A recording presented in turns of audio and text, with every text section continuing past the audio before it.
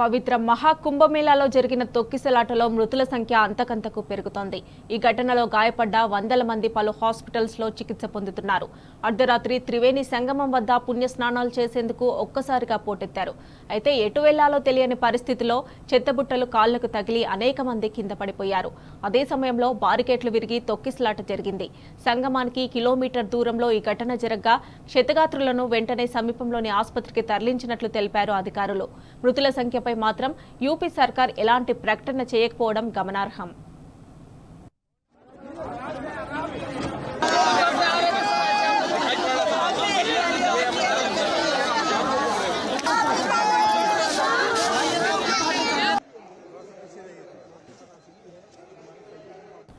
మహాకుంభమేళా తొక్కిసలాటపై విపక్షాలు బగ్గుమంటున్నాయి.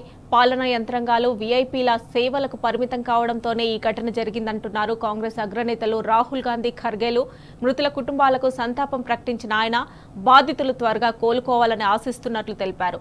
అరకొర ఏర్పాట్లే ఈ ప్రమాదానికి కారణమని ఆరోపించారు. వేల కోట్లు ఖర్చు పెట్టినా ఏర్పాట్లు మాత్రం అంతంత మాత్రంగా ఉండడం శోచనీయమన్నారు ఎస్పీ అధ్యక్షుడు అఖిలేష్ యాదవ్. కుంభమేళా నిర్వహణ బాధ్యతల నుంచి యూపీ సీఎం యోగిని తప్పించాలని డిమాండ్ చేశారు. కుంభమేళా నిర్వహణను సైన్యానికి అప్పగించాలన్నారు. తొక్కిసలాట ఘటన నేపథ్యంలో సీఎం యోగికి ప్రధాని మోదీ ఫోన్ చేశారు. గంటలో 4 సార్లు మాట్లాడిన ఆయన తాజా పరిస్థితిని అడిగి తెలుసుకున్నారు. అటు కేంద్ర హోంమంత్రి అమిత్ షా కూడా ఘటనపై ఆరా తీశారు.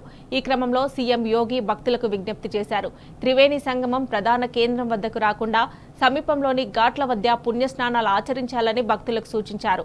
ఆదేశాలు, సూచనలను పాటిస్తూ అధికారులకు సహకరించాలని కోరారు. ఇక తొక్కిసలాట దృష్ట్యా అమృత స్నానం కార్యక్రమాన్ని రద్దు చేసుకున్నాయి అఖాడాలు. పవిత్ర అమావాస్య స్నానాల కోసం త్రివేణి సంగమానికి పోటెత్తారు భక్తులు. తెల్లవారుజాము నుంచి ఇప్పటి వరకు 4 కోట్ల మందికి పైగా భక్తులు పుణ్యస్నానాలు ఆచరించారు. జనవరి 13 నుంచి 21 కోట్ల మందికి పైగా భక్తులు వచ్చినట్లు అధికారులు చెబుతున్నారు.